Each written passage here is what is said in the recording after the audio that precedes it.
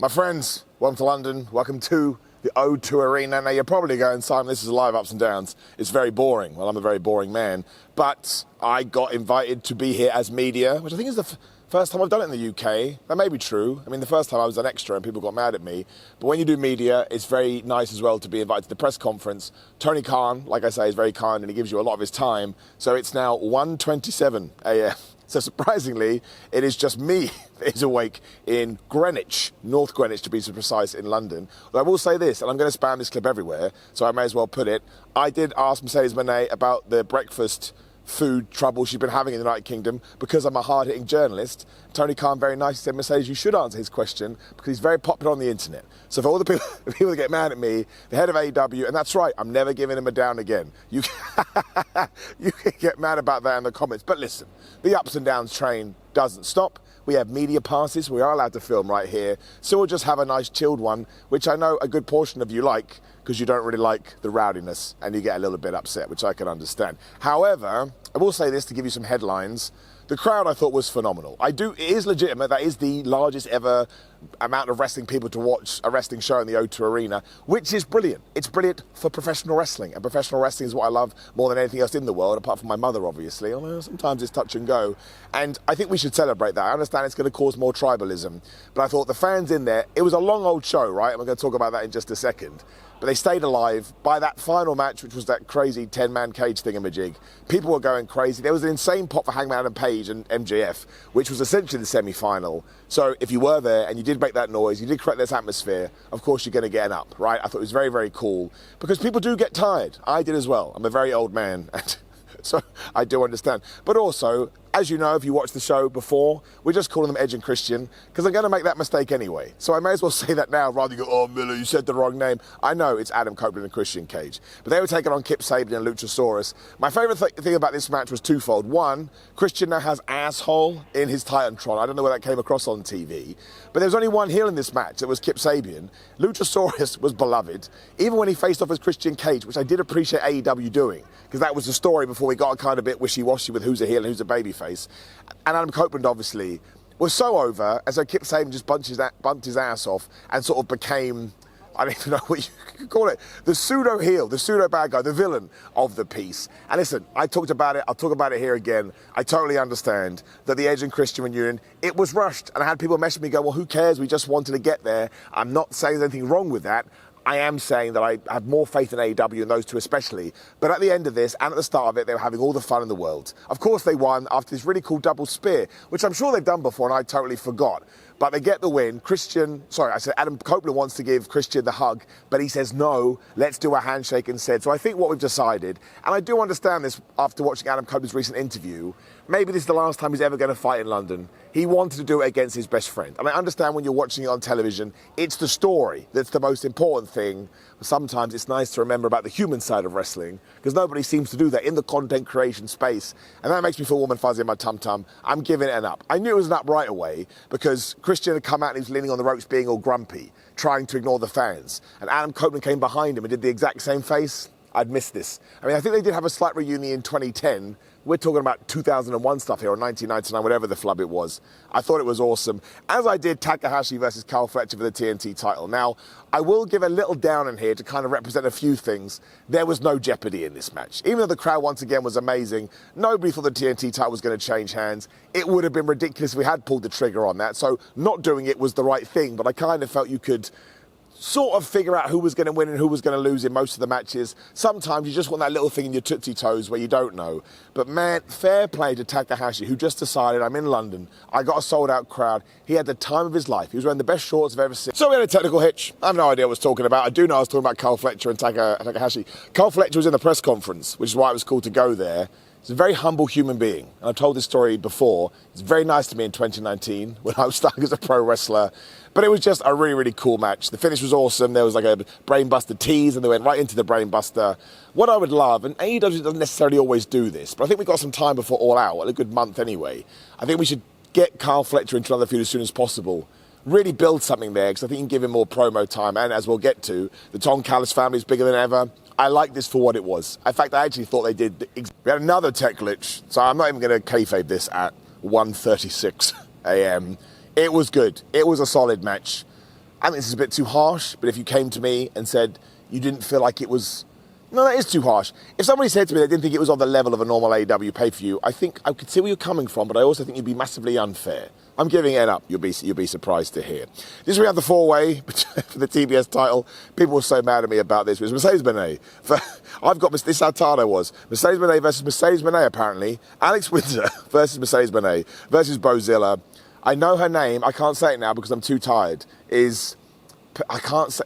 I've been calling her Persephone, because I thought that was funny, right? I was saying it how it was written down, and people were mad at me. Persephone, there we go. Of course, I know. People get mad. You got the name wrong. I watched the show. I hear what they call it. Then I turn into a child, and wouldn't it be fun if they called Persephone, which is also a very good Opeth song. You should listen to that today. It was short, but I have no problem with short on a card like this. In fact, I would argue you need not shorter matches overall. Every now and then you should throw in a little bit of something for variety and just to keep you on your toes a little bit. I love the finish. I think it was Persephone who picked up Mercedes Moné. She was relatively small, Persephone, especially in that match. It was like in a razor's edge position. I was like, what the flub is she going to do? And of course, Mercedes Moné used the most devastating move in all sports entertainment, surprise roller, gets the 3. Again, go back to the mini down. She was never going to lose. So I kind of felt this was a showcase match. I think we'll go back to Mercedes versus Alex Windsor, which is good. Because I don't think Alex Windsor took a step back, but I think the highlight here was on the Stardom, as on the CMML talent, which I think is a good thing. I wasn't massively aware of them before this. Now I think they're pretty damn good, especially Bozilla at one point was just killing people. She's super jacked, so that was cool. This one I will probably give you, because Mercedes had so many good matches this year. And this one is up there, but because it's not at the tippity top, and because we are coming off the amazing Toni Storm thing, I get it if people kind of felt like, you know, it was a good match 3. And if you know, you know. If you don't know, don't worry about it. I'm giving it an up. Maybe we'll never talk about it again, but it should be a good stepping up platform for the other people. Nigel McGuinness versus Zack Sabre Jr. I think the IWGP Championship was on the line. I'm just giving it an up because, again, we are really talking about the human side here. Because Zack Sabre Jr. is essentially here because of Nigel McGuinness. And you all know Nigel McGuinness' story. It's genuinely heartbreaking. So for him to have his moment at All In last year, and then it was the Arthur Ashe Stadium show with Bryan Danielson, I believe.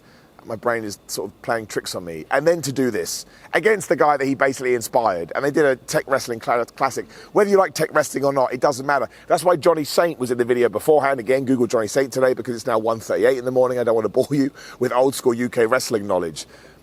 I guess the story was there too because Daniel Garcia teased he was going to turn and he didn't. He did the hug instead. So all of it I just thought was wonderful. I will say, this also ended with the most devastating move in all of sports entertainment, the surprise roll-up. And it was different from the Mercedes one, just the way they did it. I have to stand on ceremony here, Mr. Wayne. It does have to get it down. I can't talk about it that you should save one surprise roll-up per show and then get 2 here.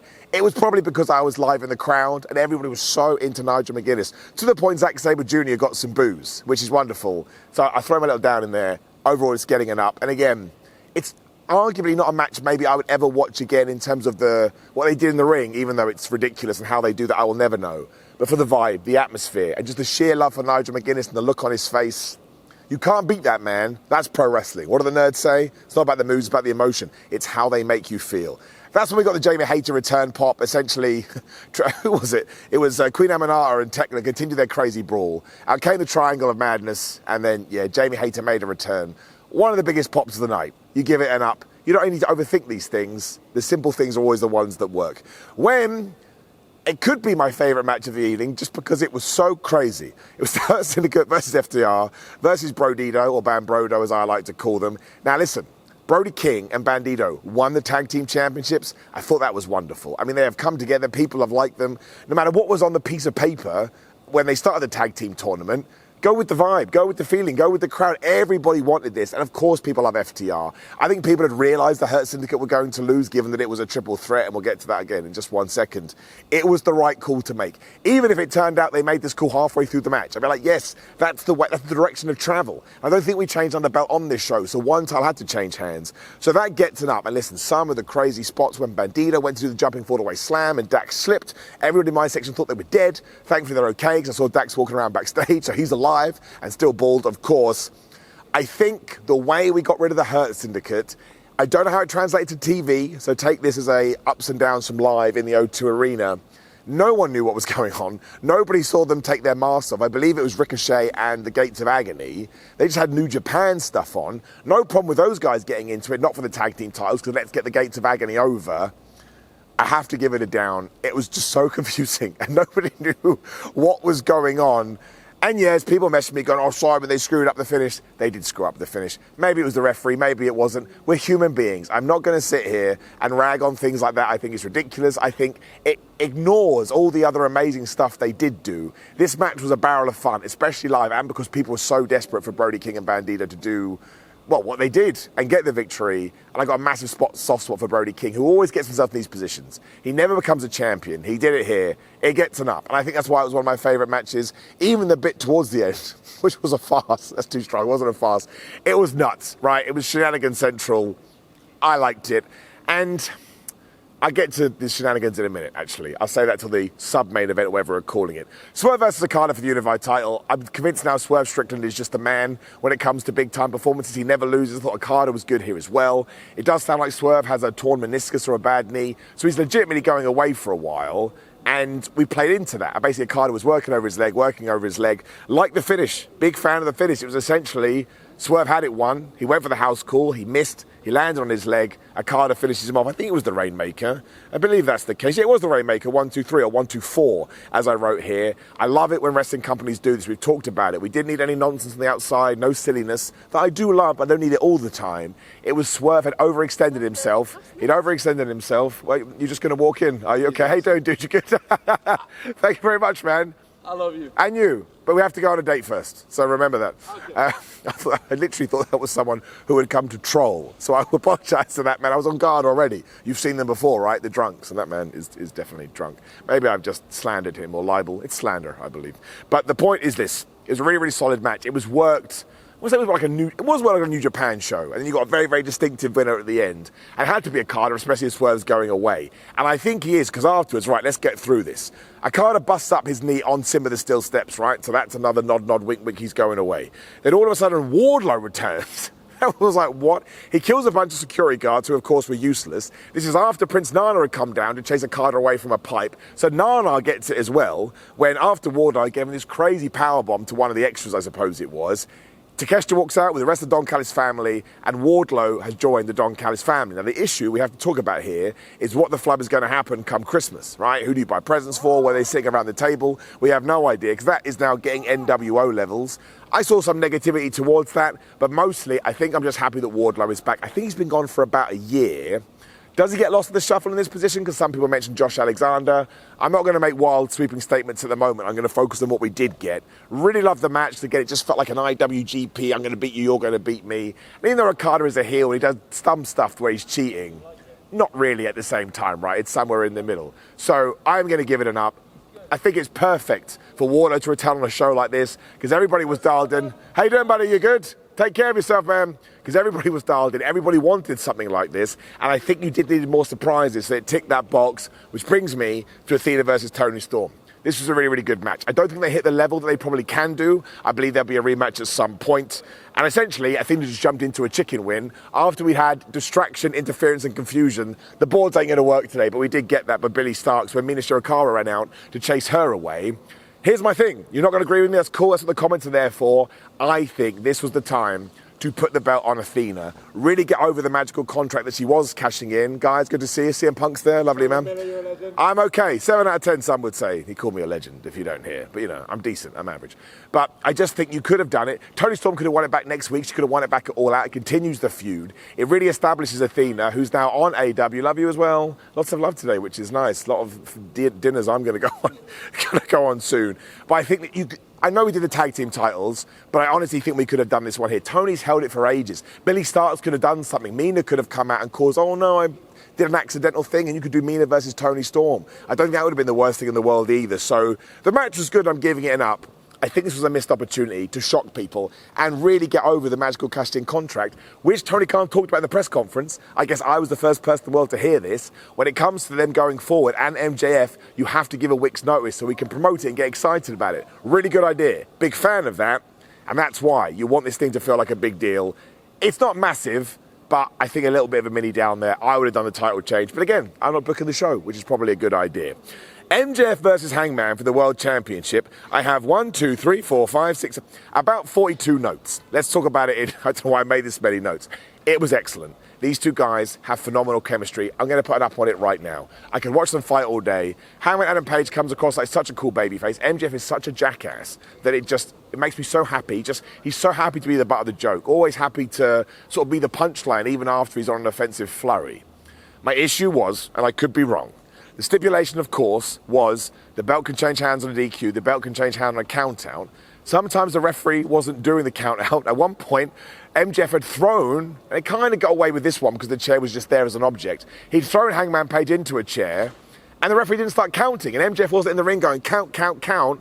And sometimes when MJF did do that, the referee only started counting when MJF got back in the ring, which I don't believe is how count-outs work. We also saw a dead-eye through a table, and that wasn't a disqualification. And I was like, well, because we did a spot, right, where it was all about the diamond ring. And MJF was saying, Hangman Adam Page, you've got to use the diamond ring. You've got to use the diamond ring. He doesn't do it. They spat in each other's face, as you would do, especially on somebody's birthday, if you're into that kind of thing. So we did it. We pretended that disqualification could happen. Then Hangman Adam Page dead eyes MJF through the table, and it was fine. So I don't know whether they changed their minds. It went back and forth. Just realized I've forgotten one down. The rules for the three-way change. It was an eliminator match and it wasn't an eliminator match. That's a down. You've got to pick the rules and stick to it. It's not a big deal. I am going to give that one a down. I thought you could have let into more of that stuff harder, because that was kind of the emotion of the match. That was the jeopardy of the match. But it was still brilliant. And when Hangman Adam Page hit him with the contract, everyone was hitting with each other with weapons towards the end. When Hangman Adam Page did that with the contract and he got in the buckshot lariat position, I got a video on it. Cheap plug. Simon316. I know, worst username ever. It was unbelievable. People loved Hangman Adam Page so much, it made me feel like I should go and do something more with my life. So yes, going back to it, the match gets an up. I'm so happy he does have the contract because they can do it again, like Britney Spears. The stipulation didn't really work. Appreciate the fact that we tried in practice, a little bit strange. When we got to our big cage match, which was essentially Will Ospreay and his friends, taking on the Young Bucks and the Death Riders. The Young Bucks not only came out to Bop, which I believe was their theme song way back in the day, but they also, we saw a video earlier where they went to the production guy and said, here's a bag, fill it up with thumbtacks and all terrible British things. And it was gummy bears.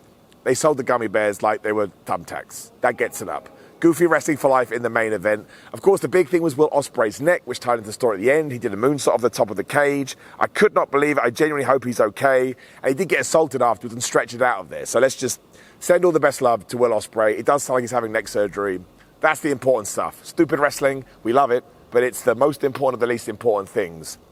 Well, I guess we have to talk about how you get your ear pierced in AEW. This is now law. There's nothing we can do about it because, yes, I knew there was going to be one thing in this that was going to be questionable. Before we get into it, I am happy that AEW does this. If you're going to advertise a death match, if you're going to advertise a street fight, go all in, man, to use that term. Like other wrestling companies don't, which is cool as well. Do it. Be brave. I think it's important. Again, if we don't like it, we don't have to watch it. However, when John Moxley took a fork and quite literally stuck it, hello, my friend. Oh, no, it's actually my friend. Oh, I usually just say that anyway. He's a genuine friend. Lovely. When he actually took a fork and stuck it through Darby Allin's ear. I'm not kidding you. It's not. I'm talking legit. It took about 2 minutes. I don't know how much they aired. I've never seen so much blood in my entire life. Don't try that at home. That's not how you get your ears pierced. You can go to Claire's Accessories. I think that's closed down. I think it's bankrupt. America, you don't know what Claire's Accessories is. Actually, I think it may be an American thing. It's dead. Talk to your mother. She'll be able to help you, or your father. They'll tell you what to do. I don't know what to do about this. I didn't like it. But at the same time, I don't want AEW to stop doing that stuff. I think it's important. It separates them. It's an alternative. I'll give it a down because my tum-tum felt queasy. I didn't want to throw up my food I'd eaten. So we'll do that. Everything else I thought was incredible. I love that Tanahashi got the win. It will be his last time in London. Really do not enjoy the disrespect that people throw at Tanahashi. The man can't walk. And it's incredible, to be completely honest with you. That's the thing. I knew this would happen eventually. You can't wear an OTC shirt at an AEW show. I was acknowledging you. No, you're not. That's acknowledging him. I was acknowledging Go you. home and think about what you've done, okay? That's right. Nice to meet you, man. What's your name? Darren. Darren, pleasure to meet you, Darren. You've had a good evening, haven't you? My name, Brian Johnson, the lead singer of AC/DC. Is that his name? I think it is his name. I thought it was his name, yeah. That's electrical current. Is he from, I thought he's from Australia. Oh, no, that's that is right, you're right. Well, I don't know, Geordie Town. I don't know. actually live? Yeah, it's a video, man. Yeah. On what? On what? It's called YouTube. Have you heard of it? Yeah. It's amazing. It's really big. No, It's amazing. it's new. It's new. I'm not done with the kid. All right. Goodbye, Roman Reigns. It's Roman Reigns. name's not Roman Turned up. Reigns. It is. It's Darren Roman Reigns. And now I'm just. give you a Oh, hug. Sean. How you doing? Good to see you. It's so Actually, good to no. see you. Cheap plug. Right. This man is one half of the team that promotes Riot Cabaret. Hello. My favourite. We can like break kayfabe a little bit here, right? Let's do a bit. He had someone shot on the last show because he's my favourite human. How was the show? Did you enjoy it? It was a very, very nice time. It was a very nice time. And where can they just write Cabaret everywhere, right? They can come and watch you and follow you and do stuff, right? You can watch it on Riot Cabaret I get Gold. so much trouble for this, but do it anyway. Do it. Plug it. You watch it on Riot Cabaret Gold. I've literally just stumbled out of the O2 I don't care. just to plug my stuff. He's wonderful, and he books me and lets me do the goofiest stuff, which is why I love him. I was a special guest referee that just put himself in a match. Here's one thing. Here's one thing that you can have. I think you're the first person ever to hit a table and it not break and it be loads better than the table Wasn't didn't it break. just? Everyone thought I was knocked out, and yet I was perfectly fine. Genuinely, it was the greatest thing that's ever happened. And where can people see that? They can see it on Riot Cabaret Gold. Watch Simon Miller basically be the first person ever to hit a table and it not break and it still make the whole spot a million times better. That's what I do, baby. That's why we love this man. That's why we love this man. Genuinely, that show was amazing. Yeah, and he had Pete Dunne on it. Yeah, Pete Dunne turned And up. Scotty, I didn't know Scotty was on that show. I turned the corner. I said, "Hello, Scotty Totty." I called him his working name. What a loser I am! But he was a And lovely what a man. glorious, lovely man he was. With his son too. With his And lovely Pete Dunne was like, I don't want to ruin Pete Dunne's gimmick, but what a lovely, warm human being to talk There to. were some really, really nice, wholesome moments of just seeing Scotty and his son just interact. It was, wasn't it? And There give you was, advice. Like Oh. loads of wrestlers just kind of coming back and was like, I've just watched Scotty and Keegan just kind of interact, and it's been really, really helping our soul. I love it. Now, I do have to ask this question because we've gone so off-piste. You watched that show live, obviously, AEW, Forbidden Door, Yes. right? You can decide, actually. I'm going to give you the power. Okay, thank you. So, you're welcome. John Moxley takes a fork and sticks it through Darby Allin's ear. I've already explained this to you. You want to give it an up or a down? I gave it a down because it made me feel sick. But I'm also happy they do this stuff. It's a very strange feeling for me. It's tough, isn't it? I feel like if you're going to maim someone in a match, like Do it actually like that. physically maim someone quite brutally, I feel like you need to be going up from there. And if the finish is less brutal than the early maiming, then it's a down. That's a good point, and that was the worst part by a country mile. I think that was the thing. I think if you're going to finish with a frog splash, then I don't think you can High have a five maiming. now, come on, don't disrespect the ace of New Japan. Sorry, I know I'm going to get fucking loads of hate for Oh, that. dude, I do anyway. I was in the press conference, and the question, Mercedes and I had 3 questions, and I asked, "Have you found good breakfast food yet?" So they all hate me today. I trolled a question. They all hate me, but I agree with you. So I bad. agree with you. I just feel like if you're gonna maim someone, then the finish needs to be worse than the maiming. Frog splash. It's true. It's so bad. I'm sorry. It's so sorry, true. Tanahashi fans. Nice. No, I'm with you. I have to finish this video, so I'm going to give you a hug. It's been just so good. Of all the people who turn up, you're the It's kind best. of just been a video, but I feel like we've just been catching up. That's why I never can talk to you, because you're a normal human being. I like some people that come and just go nuts in the middle of a video and want to talk about the strangest things, who I still love, by the way, but he's generally been he's just a cool dude. He's my friend. So, Mate, all it's good. been lovely to like share all of this and just to stumble out of the And to O2 do a and cheap randomly plug. share all of this with you. Where you going now? Home, mate. It needs to be Is the home. tube still going and stuff, though? No, I'm getting a taxi. I love it, man. Don't tell me where you live, actually. Don't tell me that. We don't know where he lives. You don't go. He You lives guys don't need to know that. He lives in Narnia, right? Yeah, exactly. Do Narnia. Americans know the Lion, the Witch, and the Wardrobe? I don't know if they do. But do you know, I'll tell you what, if you want to discover the Lion, Witch and the Wardrobe, go to riotcabaret.com, sign up for Riot Cabaret Gold, see this man do the best table spot I've ever seen in my career, and also do some of my favourite things in professional wrestling ever. I love this man. He is the boy. I've had loads of beers. You guys are the best because you watch this man. Adios. Up the city. See you later. Safe trip home, dude. I appreciate you, man. He's a lovely man. That is a lovely man. He does right by me. What I'm going to do is, I've made up my mind with the fork thing. I keep doing it. Keep forking, man, which is the worst thing I'll ever say. I'm going to give it down because I'm going to tie it in to what happened. So, yes, the good guys won. It was brilliant. Tony Khan at AEW, always good at making sure there's this, I'm so happy. But the Death Riders murdered Will Ospreay. He could be dead. We don't know. Nobody's heard from him. They destroyed his neck. He's obviously going to be away for a while.